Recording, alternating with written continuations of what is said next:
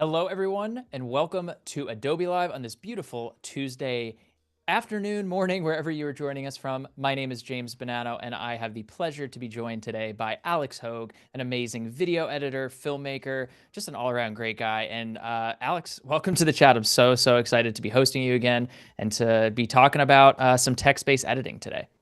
Yeah, super excited to be back with Adobe, and we're gonna have some fun exploring some new features and everything. So Absolutely. Yeah, we are going to have a blast today. And for those that are joining, Evan, Paco, Sam, the whole gang is here, ready to go. If you are joining us on Behance, make sure to leave some comments for Alex and myself today as we go through Premiere Pro and some of these tips and tricks. If not, if you head over to the Adobe Creative Cloud or the Adobe Live YouTube channel, make sure to subscribe and watch this video as the replay comes out. And for those that are, Umacorn, welcome to the chat. Welcome, everyone. Again, make sure to subscribe to that YouTube channel and follow us on Adobe Live on Instagram if you haven't. There are amazing tips and tricks for all sorts of creators. But today, we're talking Premiere Pro with Alex Hogue. So, Alex, I know you've been on here a number of times. I know you've hosted, you've been a guest. But for those that do not know you and are sort of new to this format, why don't you give us a quick intro of what you do for a living, who you are, and what you're going over today? yeah, of course, happy to. So we can go ahead and dive into this. I'm just gonna play my reel here while we talk. I'm just gonna keep it muted. This is some stuff I've kind of worked on, but I am a video editor based out in Bend, Oregon, and I've been running my own production business for the last 2.5 years. I do adventure video, documentaries, advertising, all sorts of stuff. Started out making BMX videos in high school, and that kind of transitioned to going to San Diego State, going through their film program there, working several different companies. I'm a huge snowboard fan, so I went out to TGR straight out of college, worked there for a bit, a couple other companies, and then eventually ended up at GoPro for, I think about 7 years or so as a full-time employee. And there I kind of did everything ranging from their user-generated content, a lot of the stuff you're seeing here. I worked on launch videos, advertising campaigns, all sorts of stuff. So that's kind of my history in the video world. And as I said, the last 2.5 years, I've been kind of doing my own thing as a freelancer and running my own business. And I do a lot of the same content, try to focus on that same stuff, constantly working in all sorts of Adobe programs. And yeah, I guess that's about Awesome. it on the career side. Awesome, On dude. the yeah, on a personal side, like I said, I'm out in Bend. I love everything that I work on. So I ride dirt bikes, I ski, snowboard, hockey, backpack, all that sort of stuff. And then occasionally I try to keep a website updated, but that's it's been a lost cause. Yeah, It's tough you to can't do be and doing everything. So yeah, you can't be doing the website and all. I mean, that reel, I don't remember if you showed that reel last time you were on here or if that's a newer reel, but it's incredible. I feel like the amount of the breadth of work that you have, it obviously fits the clients that you're working with, fits your own personal style. So just a lesson in creating the work that you're passionate about for sure. yeah, thank you. I definitely love to do video, especially stuff that, has a purpose. I did a lot of GoPro for cause stuff and some documentary work and all sorts of stuff. And then also do photography as well here and there. But today, yeah, we'll be working in Premiere and talking about some cool new features that are coming out. So we're going to be kind of exploring all of this together. Cool. Yeah, I mean, those are the best kinds of streams, right? I feel like both whenever we're on here and we're working through some of these tips and tricks, some of them are new to us as well, and so I'm really excited to see you hop into Premiere. And again, for those in the chat, hey Josh, welcome to the chat. We got Josh Quillen in here. We got a lot of people that are eager and interested to learn from you, Alex, as am I. So whenever you're ready to kick things off, hop in there and let's get started. Awesome.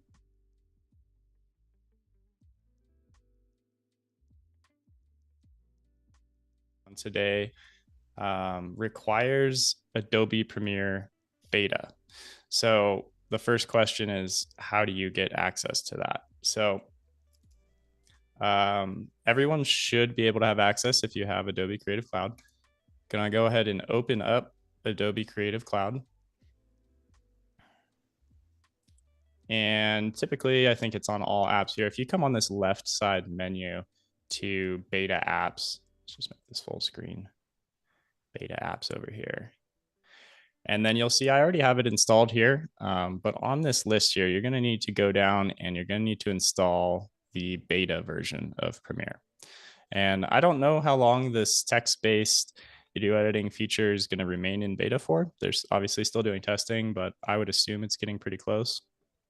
But yeah, for now, go ahead and install that and follow along. Very cool. Yeah, I saw Evan Abrams was in here.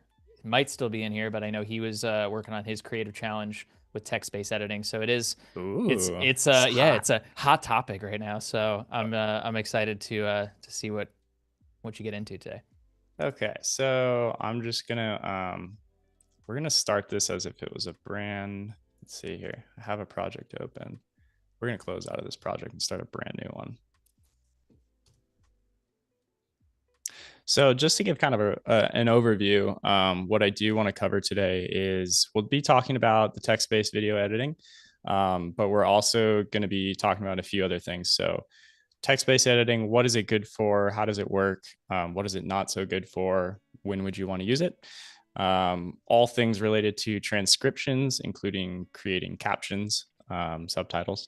And then I have another cool little tool that I don't think many people know about. And the way I found out about it was kind of an accident. It's also a beta feature. It's still in beta, but basically it's an AI tool for enhancing your audio. So I definitely want to get to showing you that as well today. Sweet. Awesome. So we're going to come in here. We're going to make a new project. And again, we're in the Premiere Pro beta version. This isn't available in the regular version yet. I'll just call this Adobe Live. And if anyone in the chat happens to be on the Premiere team and you know when it will be available, please let us know. Yeah, I'm sure if there's anyone on the Adobe side of things watching, there might be one or two people, who knows. So this is the beta version, and already you can see I have a text window open here, and that's one that we're going to want to focus on. If you go to window, come down to text, and it's already there. So is this just when you open your project file in beta, is this just your standard like default workspace? I changed some things around. Let's see here. Let's go to the editing one, and then we can go from there. This is not my typical workspace. It was kind of set up for this version. Cool. You can also come over to captions and graphic workspace here. And right off the bat, you'll notice there's a couple new buttons up here for the beta version. This progress bar will showcase that in a little bit. What's new in beta? So I do want to point this out really quick.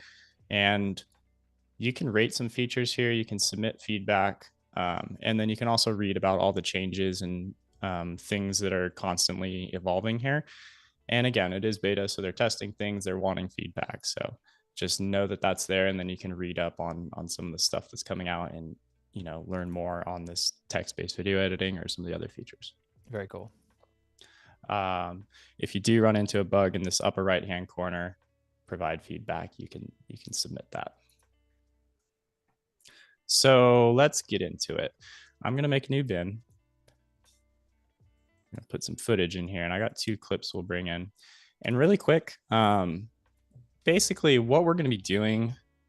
So Premiere can already transcribe sequences, but it's not yet, I mean, now it is able to transcribe individual clips. So when you move it around, now it will dynamically change on your timeline as well. So what that means is every time you bring in a clip, it needs to transcribe it as the source media, the actual clip, as opposed to when you put it on a timeline. There's a couple things to do. You can do it each individual clip, which is what I'm going to show you. But I do want to also point out that if you come up here to edit, go to preferences, and there's this new box down here for transcription. So here we are in the preferences tab, the very last one here. automatic transcription. If you check this box, it will automatically start transcribing clips that you bring into Premiere. So that's every clip that you bring into your bin, not just every clip that you put onto your timeline. So the second you import clips into your bin, Premiere is automatically transcribing those clips. Well, you have two options here: the transcribe imported clips or clips in the sequence. Gotcha.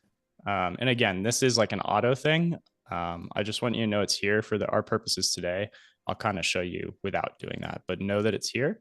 And then you can tell it whether you want to separate speakers or not. And I would always say separate speakers. There's also other languages. Some of these you may have to download a package for, but it's all available for different languages. So also just good to know. I'm going to leave this turned off for now, but just wanted to point out that that is there to have it automatically do it.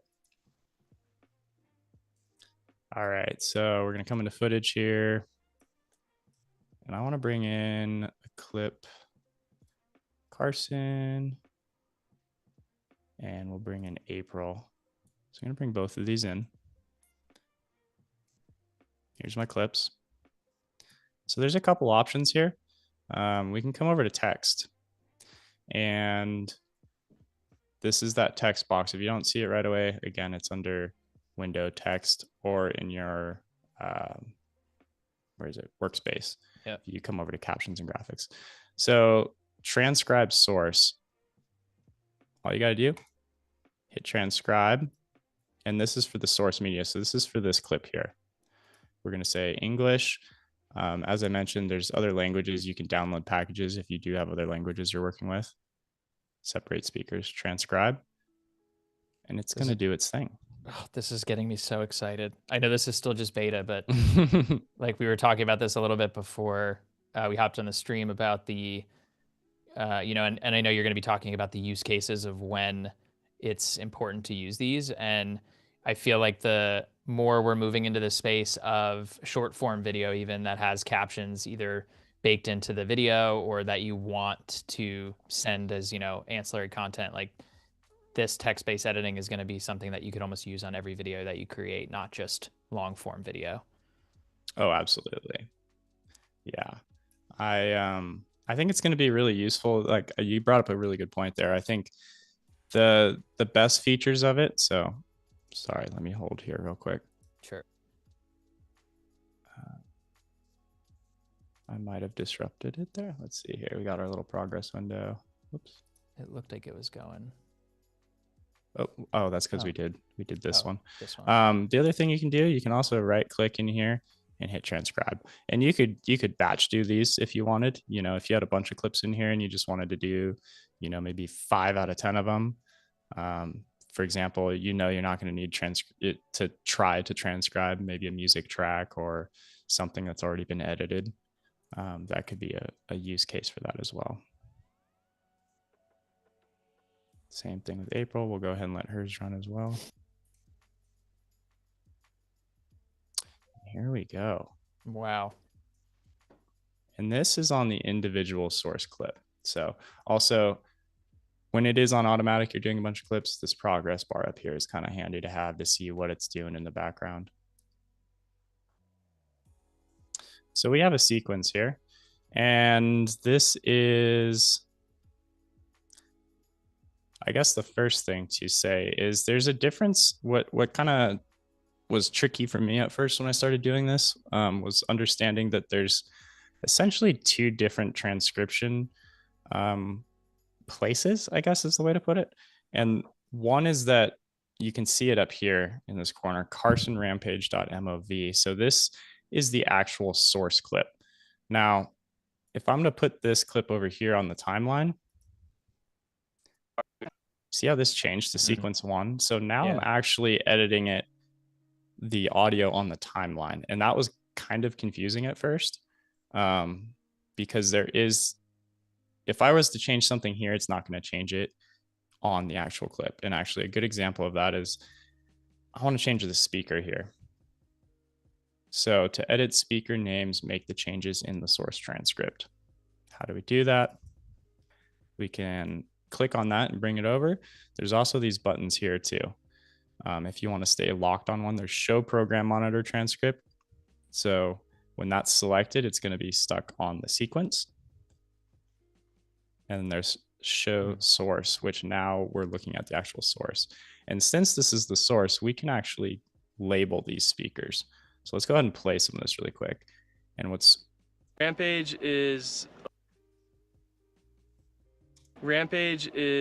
a little different than a lot of slopestyle contests and other competitive action sports because there's a lot of camaraderie. We all want to get down the hill safe. We're all friends. We want to see each other succeed. So it's competitive, but so far everything is fairly similar to what's already available in Premiere. Right. We're going to go ahead and rename these speakers here.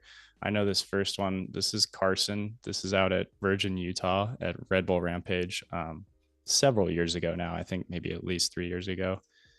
Just some footage I had laying around. It looks incredible. Probably, I mean, incredible mountain biking, I'd assume, out there.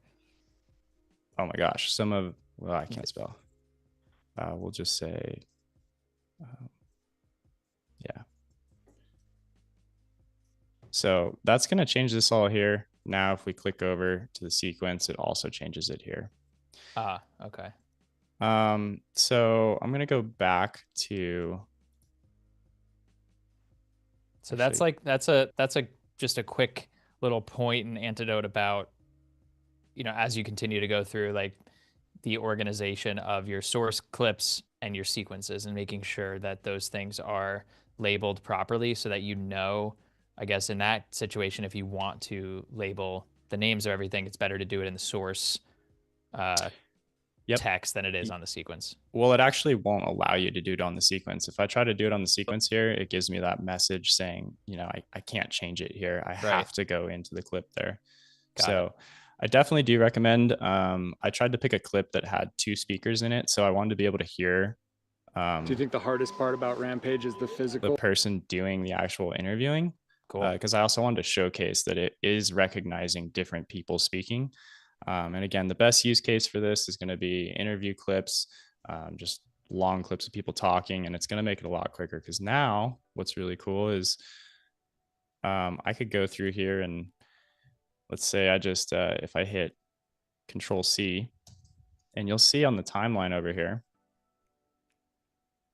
it's actually setting an in and out point, which is this button here. So you can actually see where it's at on the timeline. And I can literally just, or I could, let's say Control X, whoops.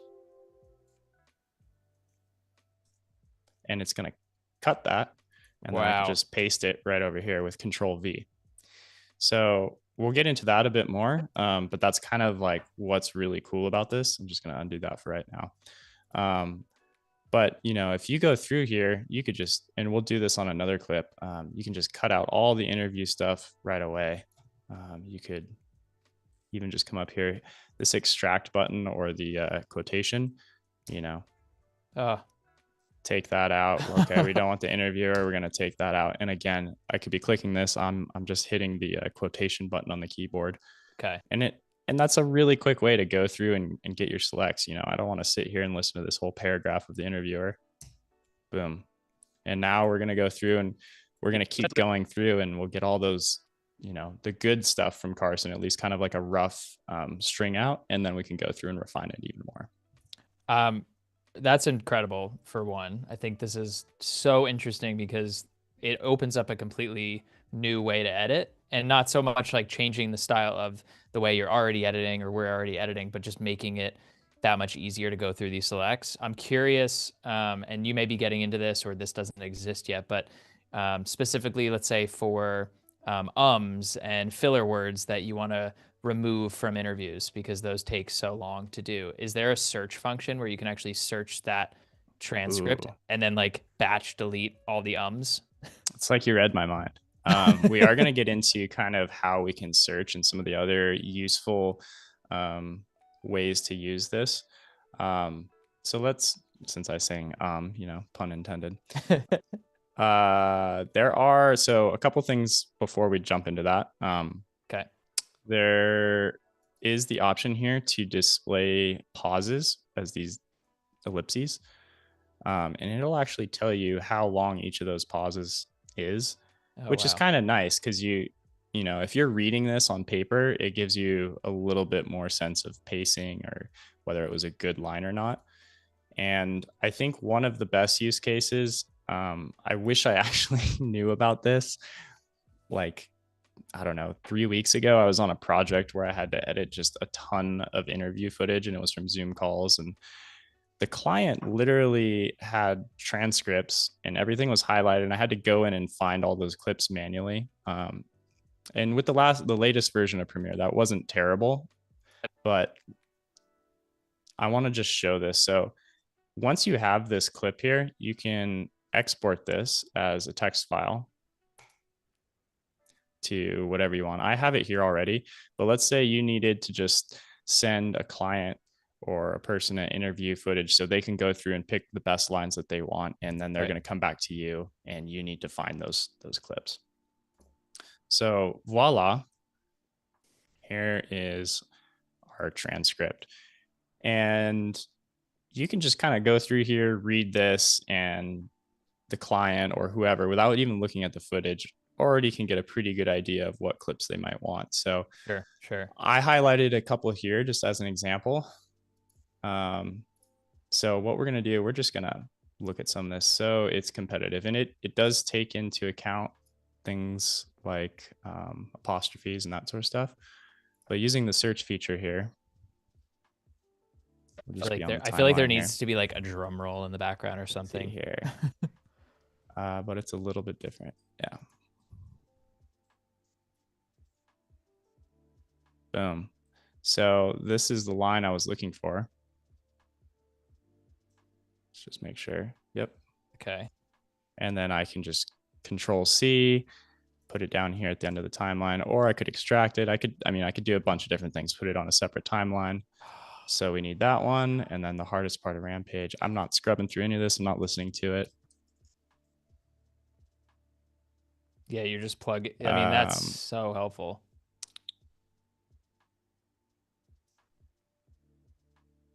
Let's see what happened to our speakers here.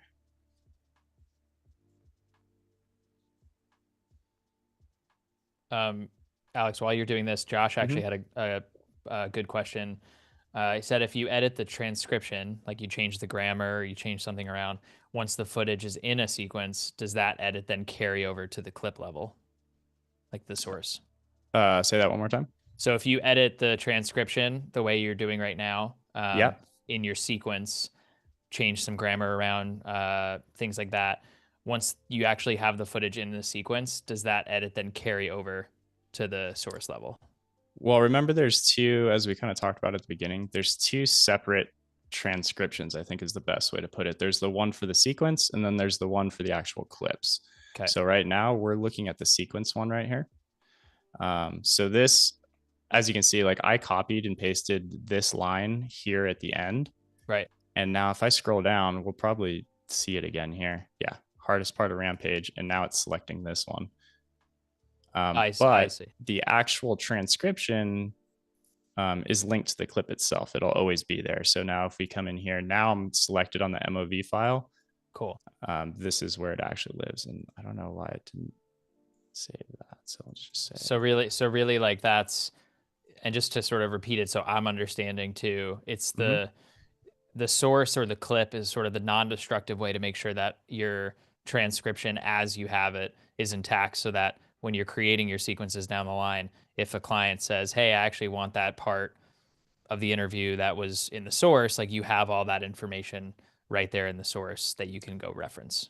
Exactly. So anything that's on the source clip is just going to live on that clip forever. Basically, it's just kind of metadata that is applied to that clip. Cool. And that's kind of the big difference between doing transcriptions now in Premiere is really, the way you do it now is only on the sequence here. So if you make changes or you move clips on the sequence, say you move this down and then this whole timeline gets messed up, but this is actually a dynamic transcript.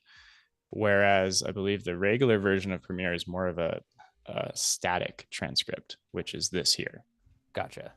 So as I make changes here, it's going to update the time code automatically on my sequence, which is pretty awesome. Yeah, that's amazing. Because as you can see here, I copied the section from right in here, put it at the end of my timeline, and it updated down here as well. So you don't have to go through and retranscribe your entire sequence every time you make a change, which currently is what you have to do. Yep. Yeah, we're taking baby steps, but this is a huge step, really. Like, just even though it's in beta still, again, I feel like this is pretty close. And I'm mad at myself that the stream is today and not yesterday, because I spent all night going through a webinar that this would have saved me a couple hours of time. Yep. Yeah, this is going to be, it's going to save a lot of time just in general. Anytime you have an interview, let me show you that process. So I think feel free to ask questions, but that's kind of the general concept of how it functions. There's a couple different buttons, but literally it's just, Control C or Control X, cut or copy, and then you can paste. You can use the lift and extract, which I'll show you here. So on another clip here, I'm just going to delete these for now. Cool. So let's switch over to this clip from April here. And this was from the Skydio Summit we had, I don't know, a couple months back. And remember, I did already transcribe that. You can retranscribe as well. Again, it's pretty much, well, you can go through and kind of redo things if you need to. It's very friendly, user-friendly in that sense. So it is nice to have that feature there. So this is April's clip, and we're on the source clip. I don't have anything in the timeline right now. And again, we're under text. I'm going to rename these. So let's see what's going on here. All right, so. And actually,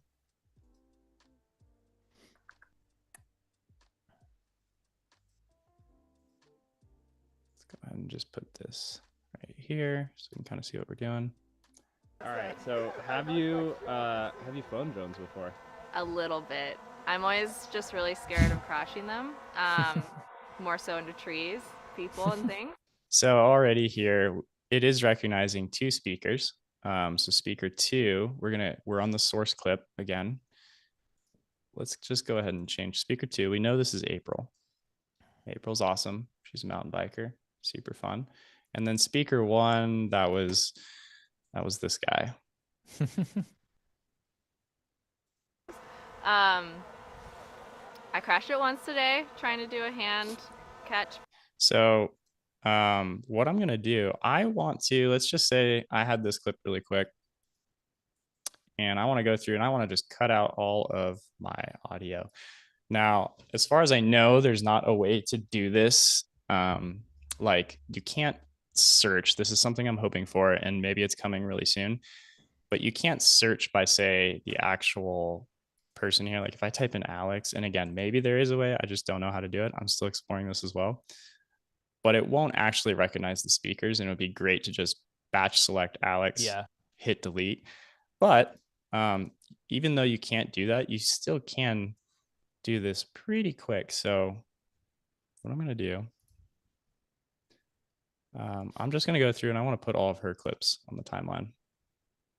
And I'm just going to select it, highlight that, and I'm going to hit the comma key, which is this insert, and it posts it right on the timeline down here.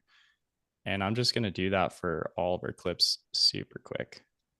Man, what a quick way. Like just to skip through all God. of my question asking. Right. And maybe that takes you 2-3 minutes to do if it's a long interview. We're not even 20 seconds. Yeah, we're going to be done during this stream. So this is, I think, this is a 4.5 minute clip. So how long, James, you edit, how long do you think it would take you to go through and just listen to this audio? And yeah,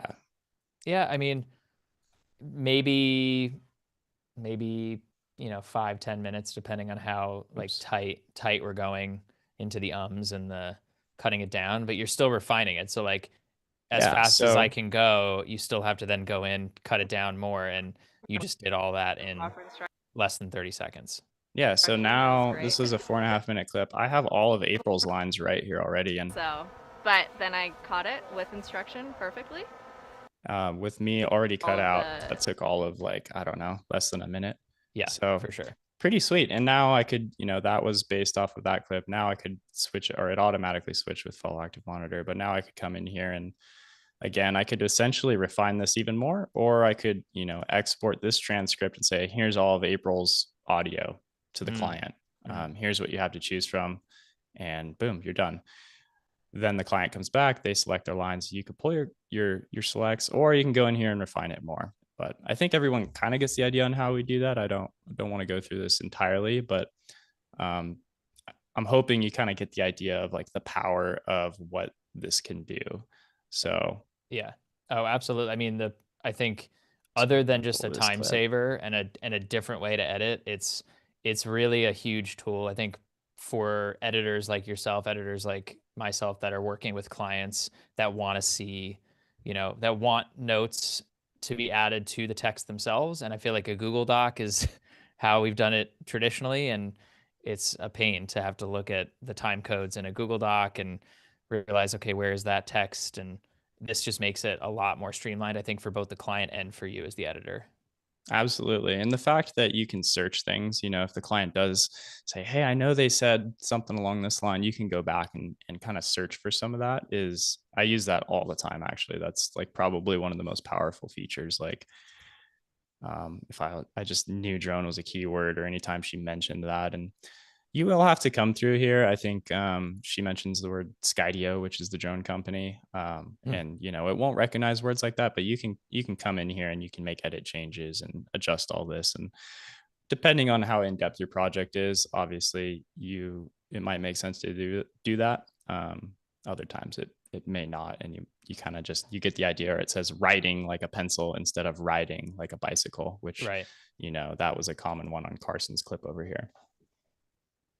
But yeah, so does a pretty good job, all things considered. And I mean, even that one of April, like I feel like there is a lot of background noise with the drone itself, and so it's done a pretty good job taking her audio and not muffling it. But there's a lot of corrections that you have to make before editing the sequence. Yeah, I'm glad you brought it. I don't know. Get out of my head, James. Am I reading? Sorry, I'm like jumping ahead here. Glad you brought that up. So, yeah, if there's any questions, definitely, feel free to ask those. But that's kind of the general concept of how text-based editing works. I do kind of want to show a couple other things in this stream. So let's show you this. Let's just grab a section here. I don't want the whole thing. The summit is awesome. I'm really happy that we are hands-on with the people that work. And let's get this to update a little bit. We are hands-on with the people that work there, the engineers and developers, testers, everybody. So we're very. So I don't know if you guys can hear. James, can you hear the drone humming in the background? There's also some people talking in the background. Yep. Is that coming through? Okay. Yeah, that the people are a little bit fainter, but the drone you certainly. We're very lucky. We can give feedback and can come up. So you can definitely hear the people here. I'm just gonna grab, just for example's sake and time's sake, I'm gonna grab this section here, and I think most people are familiar with, coming into the audio workflow and tweaking settings and throwing filters on there, and that can get a little advanced. And I want to show you something I discovered that's really cool, and it doesn't take any skill at all. What a good sell. I'm ready. You know what? I was told about this probably like a month and a half ago, and I was super skeptical, and I am blown away by it that I'm just telling everyone about it now. Sweet. The only catch is you do need to get access to it. But if you have an Adobe account, that shouldn't be a problem. So the best way is just type in Adobe Podcast on Google, because you're probably not going to remember the website, but this is it, podcast.adobe.com. I'm so curious how you got to figure this out. So go ahead and request access. You do need to be, I believe, over 18. It usually goes through pretty quick. A friend of mine I told about, it went through, fairly quickly. I can't talk today. So the thing I want to show you under quick tools is called enhanced speech. And again, this isn't necessarily built into Premiere yet, but there's no reason that us video editors can't utilize this tool. So this is what we're going to be using. Go to that website, podcast.adobe.com/enhance. Let's go ahead and grab our clip here. Awesome. Now you don't need the video. We just are concerned about the audio. And really happy that we are hands-on with the. I want to see, as an example, what it does with her audio and the background noise and the drone noise. So I'm going to go ahead and export just the audio here as like a waveform, just so it uploads way faster. And that's all we need. So let's just call this April's audio test. We'll just go ahead and put this. And I'm going to export it. We don't need the video, so I'm going to turn that off. The audio. And this is something, obviously you wouldn't want to do this for 400 clips, but if you have all of your audio from an interview strung out and you're getting into the polishing stages, I would just export all of that and then do this process. So I'm going to select first thing, preset, where is it? Format. Scroll to the bottom. Waveform audio. And we're selected on our in and outs. We're gonna hit export. That should go really quick, super fast. Okay. Now, back on this website here. Here's our clip. So we're gonna upload this clip to here. There is kind of a limit right now on how much you can do, but I haven't hit that limit yet. in terms of like I think it, yeah, I think it even size. said there before I dropped it, I think you're only allowed to do like up to 3 hours or something like that per day. But the way I like to do this, and I recently did it on a project, was what I'll do is I'll take the footage, especially, whoops, I did not mean to click that Premiere, so used to it. I will take the whole string out of someone's interview and I will actually nest it with the audio underneath, and then I'll cut off the nest. That way I'll know what clip to use. So cool. Just pre-nested is a good way if you're working at the very beginning of a project. But the other way is once you have your edit done, I would just select, solo your audio track of all the different clips and upload it all as one. It looks like Josh has already tried this. He said just reviewed clips from a trade show floor interview. Josh, the worst background noise ever, obviously, on a trade show floor. He said using podcast and the results were insane. All right, so here's our little clip. We're going to download this, and it's same name, just with the parentheses enhanced. We'll just toss that here. Coming back, we're going to close this version. All right, so let's go grab that clip really fast. Bum, bum, bum, bum, bum. What happened to my windows? Let's go back to editing. There we go. Thanks for bearing with me through all of this, everyone. All right. Oh, yeah. So here's that clip. We're just going to toss it underneath, and we're going to compare and contrast here. And I will go ahead and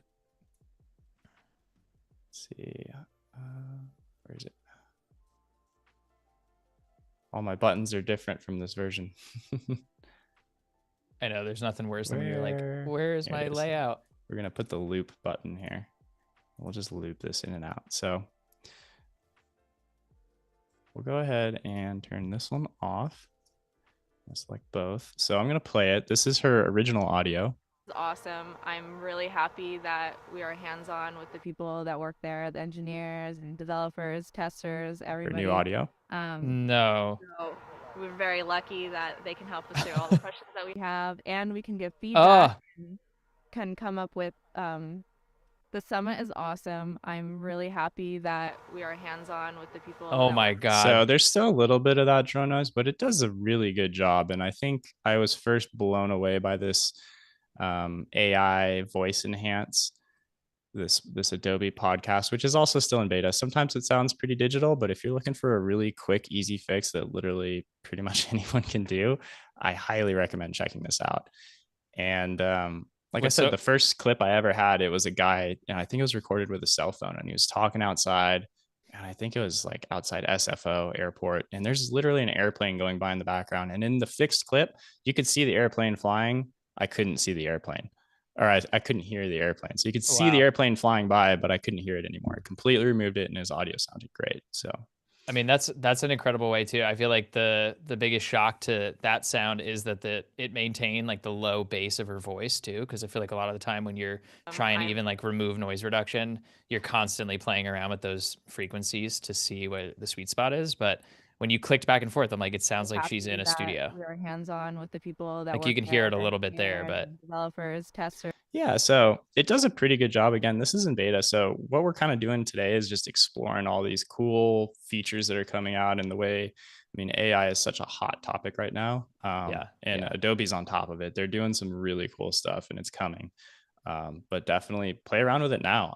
I've used this on client projects many times, especially like I said, the one I was just doing a couple of weeks ago was a bunch of Zoom interview calls, and it already sounded digital in that sense. So it took it and really cleaned it up, polished it up, and it really doesn't require skills. So I think this will be a really useful kind of tool or hack for a lot of people that maybe aren't as familiar with Premiere and aren't looking to go and fiddle with all the filters and the frequencies, or maybe don't have that knowledge. Yeah, absolutely. I think I mean, again, it's a great resource for editors like yourself that are doing it professionally, and editors who maybe got thrown a project by a client that they don't really know what to do with, and it sounds like you're from a trade show floor, or it's from a cell phone. I think this is some way to make it feel a little bit more professional, even if you're not necessarily a professional editor. So another one of the tools that again, it's blowing all of our minds in here. Josh again said the results with podcast literally make people not wearing a lav seem like they're wearing one, which that's what I was thinking too. Exactly. And everyone's these days is shooting things on iPhones. So, nobody's mic'd up. So I'm still blown away and impressed by it. I've used it quite a bit, pretty extensively, and I think it works very well. It's not perfect. I've had one instance where it didn't quite work for what I needed. But I would say overall, like 85% success rate. Like I guess the only hiccup with that is it wouldn't be something where you would like be using it in your sound mix, because you can't really tweak it. I mean, you can, exactly, but there's no levels of changing the highs and lows and pulling those things out. So it's a good slap on and get started. But would you suggest probably not using this if you were going to be moving into a full sound mix? Yeah, if you had someone to mix your sound, you know what you're doing, I don't know that I would go this route. It's worth trying. I mean, for the amount of time that took, give it a try. Like I said, I've tried it, and then I was like, it sounds a little too distorted, or I ran into one section where it maybe wasn't great. And again, like this is beta stuff. This is brand new features. This isn't like available, but I'm sure it will be soon by normal, like within the program. Sure. So that's really exciting to me. And yeah, I think it's definitely not the way to go if you know what you're doing in the audio world. Come in and add those filters and effects, and bring it into Audition or whatever you do for the audio. But for the majority of people, I think that's a great, easy, quick solution that really takes no time at all. That's incredible. Two other things I just wanted to point out for audio fixes as well, just really quick stuff. And unfortunately, I don't have good clips to showcase this, but a lot of times if you have a handful of clips, and I find it's most common with like MP4s, like H.264 clips. Let's say you just had a huge sequence, and I don't think this would come through on our stream here, but if you had a good pair of headphones and you're actually doing some audio mixing, you'll hear in between clips, you'll hear these little pops, and they're very, very subtle. But I know a lot of people have run into them, and the simplest fix for that is just to add like a 1-frame cross dissolve. Really nice. So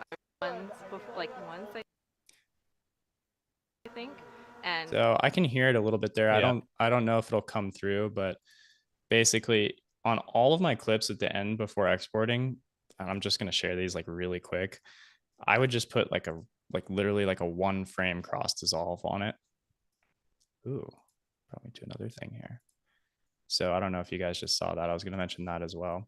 Oh, So here's our little cross dissolve. Right now, I don't know if you guys can see the duration I'm dragging it out for. This is something a lot of people also don't know about. And we'll see if it'll render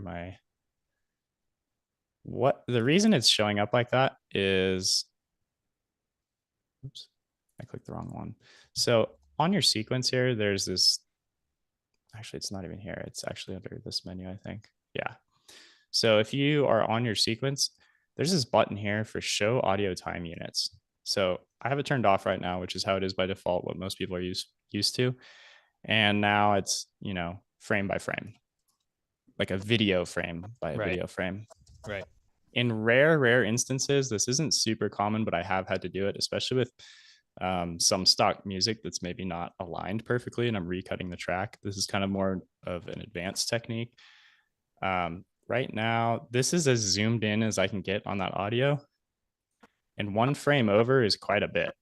Right. Which is fine for most cases.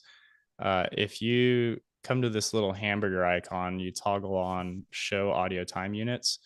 It basically changes it over so you can really, now if I go 1 frame over, you don't even see it. I'm tapping it, but you don't even see it. So we can actually zoom all the way in here. Wow. We can get really nitpicky with our audio. And I've needed to use that sometimes where it's like, I needed to come in here and it just sounded a little bit better if I like took out like the smallest little amount, like very, very subtle fine tuning.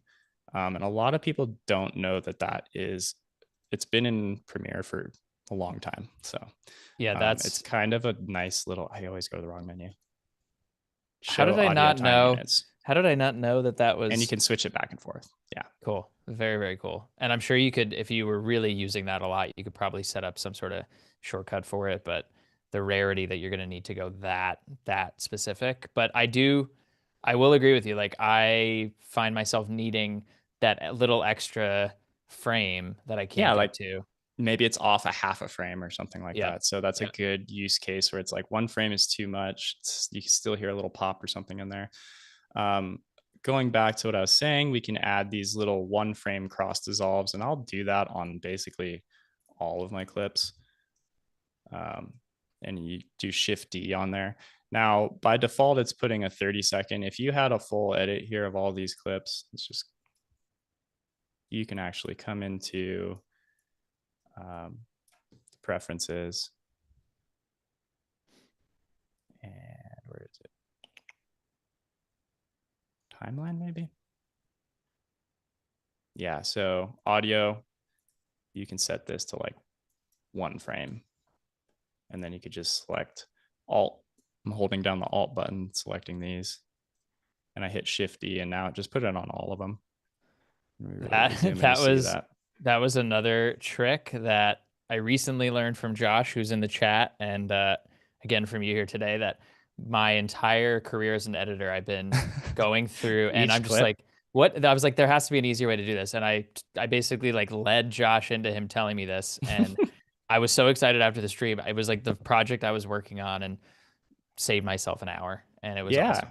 Yeah, and again, the reason we do that, or I do it, is I do find, not always, but especially when you're working with different codecs, different formats of video, as you're playing through your audio, you might be getting these tiny little pops, which if you have a good pair of speakers or headphones, you will hear that, and especially if it's in like a big room environment. So by adding that kind of really short cross dissolve on just the audio, it helps eliminate that. There's also, doesn't always work, but if you have a clip that, and again, unfortunately, I don't have one on hand right now, but I'll point it out just so people are aware of it. Some clips will have kind of their own pop, and I do find this quite a bit on like Zoom calls, and as we've been in the remote world from COVID lately, so a lot of audio that's maybe not so great. There is this filter that's worth trying, and it's literally drag and drop. I just type in click here. So it's automatic click remover. And in some instances, I was just working on some webinar videos, and yeah, there was kind of this weird clicky poppy sound in the background. And I had to actually go and look up like, what is the best, easiest way to remove this? And I literally just dragged it on, and even on its default settings, you can select, heavy, reduction, light, or medium. Even on its default setting, it instantly got rid of it in that case, which was pretty awesome. I also kind of just love the name. It was like editors like yourself were like, how do I get rid of this click remover thing? Oh, automatic click remover. Great. Hey, there's a filter for that. So making our lives easier today, Alex, honestly, like this. And is the automatic click remover in the beta version, or is it in the live? Oh, that's in the live version. Okay. Yeah. So far, everything I've shown you here is in the live version, with the exception of what we first started out talking about, the text-based editing, and even transcriptions. That is in the regular version currently. So it's just when you Control-C, Control-V. Cool. And then obviously the website we used here to enhance that audio. So let's go ahead and let's talk about captions. Let's do it. And while we have a minute, while you set up captions, you got about 35 minutes left, Alex, just keeping you on time. And for those that are new to this kind of format, if you're joining us on Behance, whether you're watching on YouTube and you want to nominate a fellow creative that you know, or nominate yourself even to be on Adobe Live, we would love to have you on Adobe Live. And so there is a creative chat on Behance. Just submit those recommendations. This is a community of talented creatives of all mediums, and we love having new people on the show. So just want to make sure everyone is aware of that. Back to you, sir. Back to the thing. All right. So we'll go ahead and jump into captions, which is kind of related to that text-based audio editing and just the whole world. It's under the entire umbrella of transcriptions, which is what we were creating here earlier. And this is a finished video I have from a couple years ago, but I just want to showcase how we would make subtitles or captions for that. And it's relatively simple. So, and again, you could do this in the regular version of Premiere as well. So I actually already have this transcribed. So it was the same process here. You'd go up to, on your sequence, you would just transcribe it. Where is it? Oh. So under the text window, there's transcript, which if that wasn't there, it would say transcribe sequence, but we've already done that. And then we also have this captions tab here, and that's what we're going to start working in. Before I do that, I'm going to play through a little bit of this really quick, just the very intro, and we'll get a sense of what we're kind of playing with here. I absolutely love what I do. I get to help change people's lives through fitness.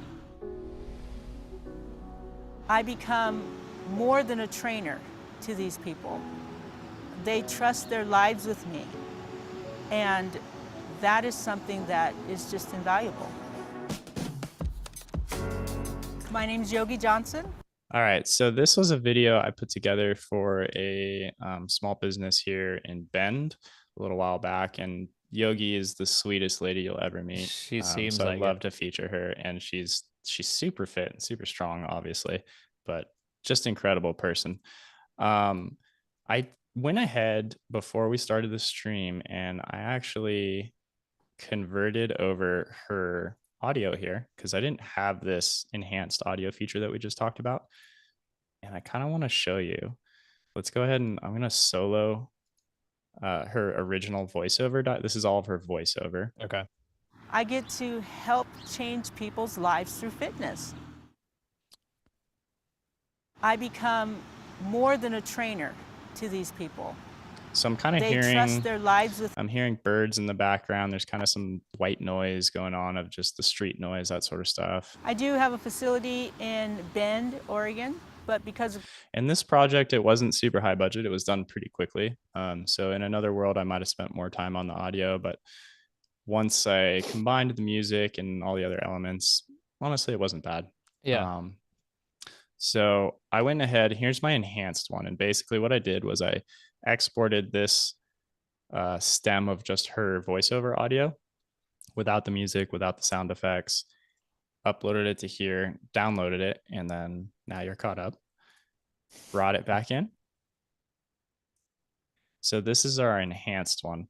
Okay. And I will solo these two, and then we can just see. We'll turn it off really quick. But let's see if we can still hear the birds in the background noise. I become more than a trainer to these people. They trust their lives with me. And then we'll kind of toggle these back and forth really quick. So let's go ahead and turn these. Is there a shortcut, like a hotkey for toggling solo and mute and those things on and off? You know, the only way I know is to select one, turn it off. The like the enable. It's Option Shift Enable. Okay. And then I'll select the other one with one off. And then if you hit the Option Shift Enable again, or do Edit Enable, it'll just switch the two. Oh, okay, cool. So that's the only way I know. But if someone else knows, please post it in the chat. I'd love to know that. Yeah, I feel like all these little shortcuts, I'm learning new ones every single time I'm on here, and I get very excited about them. Of course, they make our lives way easier. Totally. All right, so let's go ahead and I'm just going to toggle it again, and we can get a sense of how that AI enhanced audio enhancing, I don't know, podcast tool, how it did on here. I become more than a trainer to these people. So that's the enhanced audio. They trust their lives with me. And that is something that is just invaluable. Being strong means many different things. A cancer patient, being able to get out of a chair, wow, that can be strength and strong. Man. And to a cyclist, being able to power up a hill can be strong. I work with all of them. If you want a real trainer who's going to work with you, not just inside the... So yeah, me personally, I would use the enhanced one. If I were to do this project over again, I would use the enhanced one and turn it on with the music. And actually, let's just mute that. Yeah, let's hear it. Yeah, let's hear it with the full track. Being able to power up a hill can be strong. I work with all of them. If you want a real trainer who's going to work with you. Yeah, so if it were me and this was available 3 years ago when I did this project, I would have used it. I mean, Absolutely. Like I said, it's a low budget project. So there wasn't a whole, if it's billed hourly, that's all money that's being charged to the client. So this is just a much quicker way. And I think it's a great tool for a lot of people. Oh, absolutely. Well, and that specific situation too, like for people that are kind of new to this whole format, I mean, to be able to enhance the audio in a way that sounds like it's pure voiceover that you didn't necessarily have the time or the budget for at when you shot this video, and then be able to actually build sound design on top of that. If you wanted to bring some atmospheric noise back in, you could, but it's not inside of that clip, and that's an insanely powerful tool. Exactly. You got it. All right, let's do some captions really quick. I'm with you, man. Gone over that. And we're going to do this. And honestly, it's a pretty quick process when it's nice and clean like this. So it's telling me that source clip I just brought in is not transcribed. So we can go ahead and transcribe it. That's fine. Or also, if you ever played, what is it? Solitaire, I think, back in the day. Yep. From like the 90s, and it would do that cool like stacking. This is what that reminds me of when you beat the game, or maybe it was Solitaire Free Cell or something. It was definitely Solitaire, because that's where it like bounced all the cards, and I don't know why that's what it made me think of. So, and again, it just did that whole sequence. Didn't really take too long, which is pretty sweet. So we have this here. Let's go to create captions. You're going to love how difficult this is. So hard. All right. So we have all sorts of options here. For the most part, the default is fine. You can choose single or double lined, which a lot of times I'll do single. It just kind of depends how much talking there is. I'm going to go ahead and leave it at the default for everything. You can choose different formats if you're doing the broadcast and that sort of stuff. There's open captions and closed captions. Closed captions are the type that are usually like you push a button on your remote or on your computer and then the captions show up. Open captions are typically burned into the video, so it'll always show. Creating captions. And I feel like the subtitle tool here in Premiere is evolved so much over the last like 2 years that it's really quite useful now. So we have our captions over here, and it basically just took it off our transcriptions. Let's see how it did. I'm going to open up Essential Graphics. I remember. So, I mean, and I'm sure you feel this way too, Alex, when you were editing text before this tool existed inside of Premiere. I would use like SpeechPad and third-party companies to send rev.com. Yeah, like rev.com. Yeah. And then you wait for them to come back. You send it to whoever needs it. You go through it. The process took forever. Absolutely. Yeah. It's usually like a day turnaround. You pay a few bucks, they'll transcribe it, send you back some stuff, and then you make the captions, and then you got to go through and make the changes. And this is just so much better than it was, 2-3 years ago even. And let's see how it did. I absolutely love what I do. I get to help change people's lives through fitness. I become more than a trainer to these people. They trust their lives with me. So, I mean, I haven't even seen any mistakes. Like, granted, this was nice, clean audio. And I told it to, pull the captions. You can select a particular track or the full track. So how do we edit this though? If there were changes, we could just come in here and double click. Again, we're in the text window. If you don't have that window text, this doesn't need to be in the beta version. This is in regular Premiere. And yeah, you could come in here, you could edit this. Let's say maybe you wanted to split this up to be on 2 separate clips. I become more, right where she says more than a trainer, maybe. Like maybe you just want I become to be on its own. You could either take the blade tool, you could splice it here, and then it doubles it here, and you could, cut this one out. That's one option, and then adjust this one. The other way you could do it is this clip here, and you could is it split caption. So it'll also put another caption in there. More than a trainer. But I personally like to just come in here and cut and edit this just like as if it was any other text layer. Right.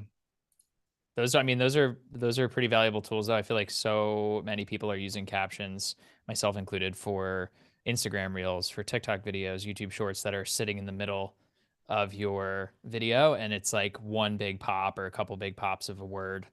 So being able to split those once you get everything in there and then actually stylize it the way you want, is pretty cool. So again, there you go again. I'm just, I'm just like, You're just leading me in the right direction. Such a good host. Let's get this guy back here. All right. So yeah, I don't know about this white, and I don't know about this font. I can come over and in that essential graphics window, essential graphics, that's how we get to all of our stuff. Let's say this one, we want it to be, another popular color, and we want yellow. And it's given me this little exclamation thing telling me it's not broadcast safe. I click that, now it's broadcast safe. That's a pretty neon yellow. Sorry, if we were doing broadcast video, you would want it to be broadcast safe. So good practice just to keep it broadcast safe when you can. Let's say we just wanted this yellow and we wanted to change. Oh, everyone loves Comic Sans, so let's. Oh my goodness, that looks super professional. So I hope there's some designers on this. Maybe Wingdings, yeah. So here we go. Oh no, but it's only on this caption. So what do I do? Do I go through and highlight all these? We could do that. We could go through, hold shift and highlight all of these. Or maybe there is one caption, or it's a different speaker, and we want that one to look different. What we could do if we wanted it universal is we can actually come over to track style here, create style. Let's just call this, I don't know, alternate. And now it's there as my alternate track style. It hasn't actually done anything. We just created the style. Oh, maybe it did in that case. Let me change this back. Let's make this black. Okay, so now it's its own. And then let's say if we wanted to be on this one and push that to all of them, you can come up here and go to this button, which is push to track. What is it? Push to tracker style, all captions on track, and it's going to update everything on your everything in your sequence. So now we didn't actually edit that one individually.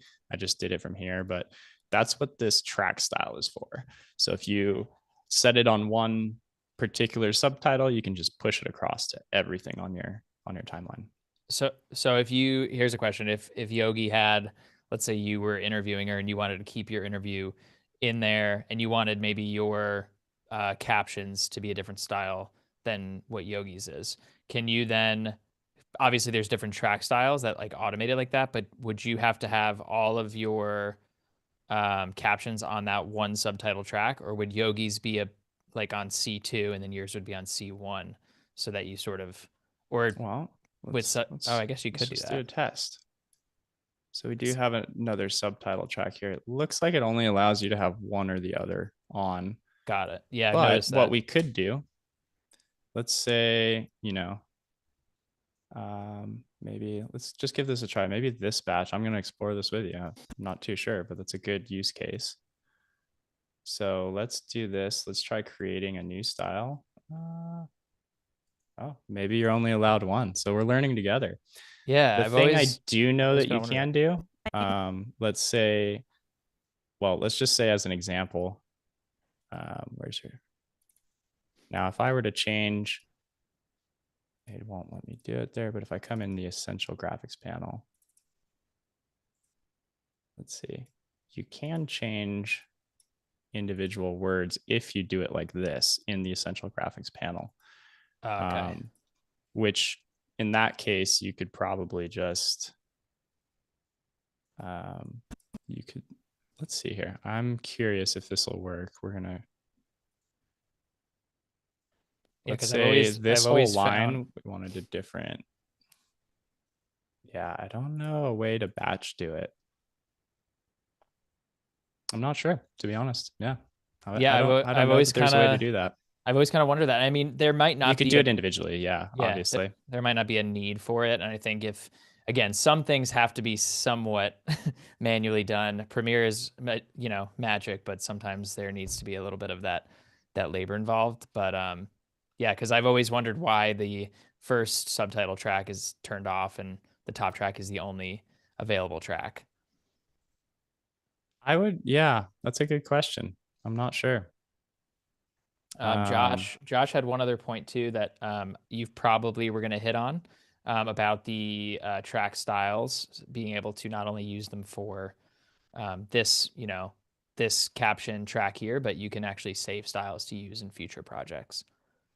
Yes. It's been a while since I've done that, so I kind of forget how to do it, but I do know. So as you can see over here, it did make this file here. It might be export text styles. Honestly, I don't remember. I haven't had to do that a whole lot off the top of my head. So yeah, I don't know. Josh, let us know.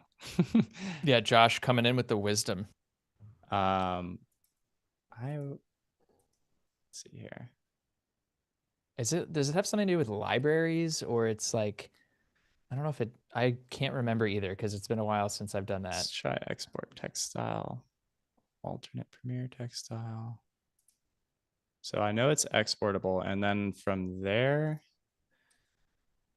I'm not sure how to import it. Create style. So yeah, Josh, let us know if you know. I had another question for you, Alex. This is in the similar vein, but I've always been curious about this. Do you, so obviously these are the captions for a 16:9, something that's for the web, YouTube, website, that kind of thing. When you're doing captions for specifically social media, it seems like the best spot for the caption is not not directly center aligned, but slightly below it, almost like 3/4 to the bottom. Do you have like a template that you use or a way to make that as easy as possible for streamlining social media captions? Great question. I don't have a specific template I use, but if you do a quick Google search, because it is constantly changing, and I think that's Right. why I don't have a template. If you do a search for that platform, you can usually find kind of like, I would search maybe borders or bleed lines for, say, Instagram or TikTok. And I do have like an overlay that's like an alpha layer, and it just kind of masks out all the different areas. Like, maybe if someone's typing a comment, it even moves up. So that way you are in the safe zones for that particular social media platform. Gotcha. So that's what I would do. I would kind of bring it in, like, let's say the sequence was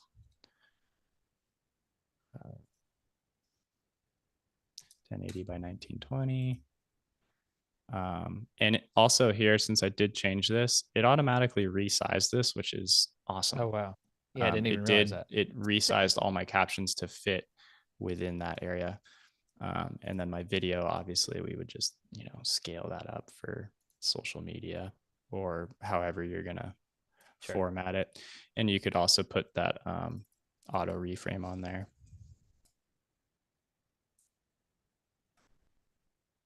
Yeah, there's so many ways. There's so many ways to do the same sorts of edits in Premiere. Click of a button, auto reframe for this is actually perfect. Yeah, so now we have her captions here. Now, what you are saying is, like, maybe we actually need to move this up a little bit. Right. You can kind of align these however you want, just by using, by doing that, by using these tools here. Cool. But you can also just kind of come in and move them as needed to wherever it makes sense. And again, that's kind of something when we generated those captions, remember it said, do you want single line or double line? Right. That is one reason I try sometimes to do single line, if it makes sense and there's not like an overwhelming amount of talking, is Right. it does make it a little bit easier to have single line, because sometimes it will be pushing up into someone's face or on the screen, but you also kind of want to leave that space for maybe a social media overlay if someone's typing a comment and that window pops up, or that sort of stuff. Yeah. I can't tell you how many times I've embedded the captions, and actually Fabiola is in the chat here today. She said that the font would look better in Papyrus, super legible. Oh, yeah. Obviously. But I know Wingdings. We should just try out a couple different ones. Yeah, that makes total sense. Yeah, perfect. We'll just decode whatever it is that you're doing here. But Fabiola, I know that I've been seeing you on Instagram doing a lot of those social media videos, and kind of curious as to where exactly that fits if you don't have an overlay like Alex is talking about, because I have embedded captions and then I go to upload it and I realize it's like slightly below that comment window. And it can be really distracting if someone's trying to read that as well as your caption in Instagram, and then that little, comment pop up as well. So it's all these little things that we have to think about. It's almost the new version of broadcast safe and safe margins. Yeah, and as I said, it is kind of always changing. So that's why I don't always just keep one template on hand. But if you do like a Google search for the bleed lines on a Instagram story or something like that, you can typically find at least 400 different templates. Yeah, for sure. One other thing, so if you are making videos and you're going to YouTube, and again, we kind of talked about how to do these captions, but how do you actually export them? Because if you don't know, it could be a pain in the butt. So I'm going to hit Control M to go to my export tab here. Let's see. I don't know why it's not showing. This could be because I'm in the beta version, right? I think you're in your video. We turned it off. Yep. You're in waveform. Let's just go to. There we go. And we'll match our source. So here's our captions here, and it might show up here, but there's actually a separate tab. And if you don't have it turned on, you won't get your captions. It'll drive you crazy too. Come to this captions tab here. And it's actually, even though it shows up here, it's not turned on. So what this is doing is it's referencing this specific captions track. So just make sure that captions checkbox is turned on if you want them burned into the video. Now it's updating, of course. There's also burn captions into video. So that'll put the captions right on top as we saw. The other option is create a sidecar file. And this is actually really useful for things like YouTube, where I know specifically YouTube will accept a .srt file, and you can upload your own captions as opposed to letting YouTube try to transcribe it in words like Skydio may not, copy over correctly. Sicaria. So what this does, yeah, exactly. And you can include the styling or not based on like how you styled your subcaptions, which is another cool thing. But yeah, great for use on YouTube or any platform. I think Facebook might do it as well. But you can add an additional SRT file for your captions so that when users, you could export a version without captions and then include that SRT file, and then they can just push the button on YouTube whether they want the captions on or off. Very cool. Yeah. So I think that's all I really have to show on this, but if we got a moment. Yeah, you got about 10 minutes left. So I do kind of want to, this isn't so much as like what we can do in Premiere, but it's more of a video that I happened to come across a couple of weeks ago that Adobe put out that actually got me really excited. And I think it intertwines with everything we've been talking about with the AI world, the text-based editing, and kind of where things are going. And again, it's not quite here yet, but I would love to show this. Please, let's do it. I'm excited. And you might have seen it because it is on the interwebs already. It's just on Adobe's blog, and it's all about, I don't know if you've heard of Adobe Firefly. It's this Adobe's awesome new AI tool. And currently there's not video on it, but there is some really unique features for generating images from text, that sort of stuff. I'll let the moderators post a link to Adobe Firefly, which also is in beta.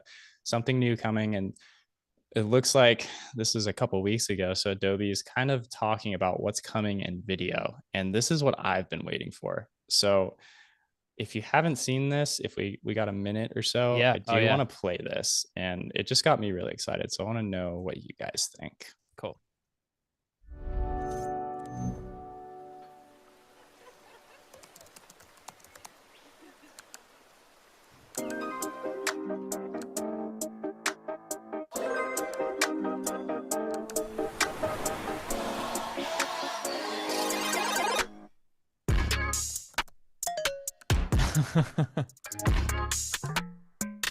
It's wild. What?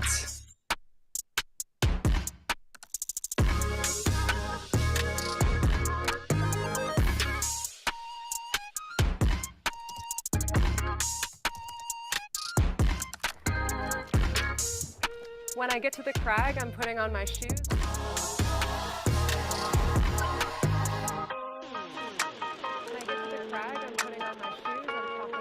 Easy B-roll. What?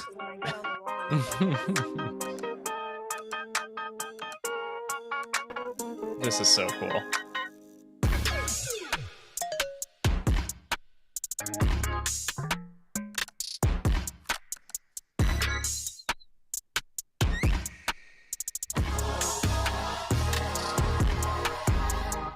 Yo. So I don't know. I'm sure there's a lot of people that also haven't seen that yet, but that was the first time I've seen that. I haven't seen it yet. That's pretty much proof that everything we're doing on this stream right now is probably going to be obsolete in like 6 months because they are working on some really cool stuff. I mean, the fact that you can generate storyboards and everything just based off a script, like so is that what it did to try this stuff? Yeah, I mean, it looks like it was like import a script and generate a storyboard, and it analyzes it and puts some drawings together based on AI technology. Oh my God. The uses for this stuff is just so exciting, and finding, if you need, I don't know, like I could see a lot of instances where maybe B-roll isn't going to work, but it could be great for some, just like they showed here, you need a close up of some chalky hands. Yeah. Yeah. I do some work for a bouldering company here in Bend, and that's literally on my shot list. Chalky hand, the typical chalky Yeah, hands shot, sure. So there's just a lot of really cool stuff coming out, and I'm not an Adobe employee, but I want to applaud the team there and what's going on, because I am a video editor, and I think this stuff is really exciting. And I think what we've been talking about today with the text-based video editing, and just kind of how you can Control C and Control V on different clips here, and go through it so much quicker. That's like scratching the surface of like what's to come. Yeah. And I think that was what I wanted to focus on today is what's in the pipeline. Like, what do we have to look forward to? I mean, I have to applaud Adobe first of all, of course, like you did, Alex, but I have to applaud you for taking us through these things and having the passion and excitement for it, because I'm equally as excited as you are. I think watching that video as editors, like it's the purist editor in me is like, oh, why do we need AI to run our life? But then the time saving, wanting to save money, like do things in a more efficient way. I think that's the best way to put it. AI is going to completely change how we're thinking about our projects. I mean, storyboarding is not a strength of mine, but I'm still needing to create them. So how do we then save resources? And I think you saw it in this video. Like if Firefly can do anything, it's to really, I think, speed up the workflow for editors like ourselves to continue to get as more, as creative as possible. It's amazing. It's really inspiring. Absolutely. And I'm actually really excited for when this text-based editing is in the regular version of Premiere, because you can bounce back and forth right now, but obviously it's a little risky with beta stuff. Yeah. But I can't wait just to even have this for so many use cases in video, where you just need to trim out the stuff, or you nailed a line, but it's somewhere 5 minutes into the interview. You just cut out so much wasted time. Oh yeah. Yeah. I think one of the coolest things is this technology pushes us as editors to not be complacent with like the same method of doing things. I think it's very easy to get stuck in the way of, oh, this is how I've always done it. This is just how I'm going to continue to do it. And while that's fine because it feels comfortable, it's also important to watch videos like this to learn the new tools, because it can help your workflow and it can make you a better editor and a better creator. Yeah, I mean, I'm not gonna lie. The world of AI to me is a little scary, a little intimidating. But I'm also very open to it, because I think there's a lot of really cool things that are coming. And kind of as you said, you can set things up, and we can keep going our old ways, but eventually technology and things are going to evolve, and it's going to be our jobs to kind of evolve with it and figure out, okay, what is the new method of doing it? And it's just gonna, I don't think it's gonna put us out of jobs or anything like that, but I think it's gonna elevate what we're capable of in a shorter amount of time. And it's up to us to be able to work with that and change with it. And I'm personally really excited for that. Dude, well said. If whoever's editing the cut down of this video on YouTube, just take that soundbite of Alex. I think that's a great point to end on. Unless you had anything else you wanted to add, Alex, we got about 2 minutes, so I figure we could kind of wrap up here. No, I think just thank you to everyone who joined in, and it was really fun to kind of go over this and explore it together. It's obviously new for me as well, but it's been a lot of fun. And thanks, James, for being a host and mind reading and doing everything. So. I didn't want to jump on what you were going to say, but I'm like, I feel like we have this connection. I can tell where you're going, and it was exciting. I mean, I was pumped to be here with you again, Alex, and looking forward to more of these sort of formats going through video editing. Thank you again. And thank you again to everybody who joined us over on Behance today. Josh, appreciate the questions. Fabiola, Sam, Paco, the whole gang. Thank you so much. And just a little housekeeping as we wrap up here. Stay tuned for a new episode of Art Battle. From the depths of the vector abyss comes two legendary vector masters. Ooh, legendary. Ready to do battle on neutral grounds.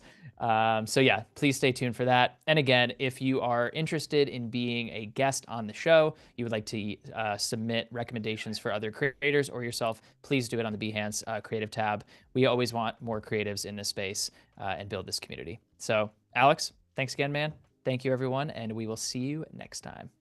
Thanks, guys. Take care.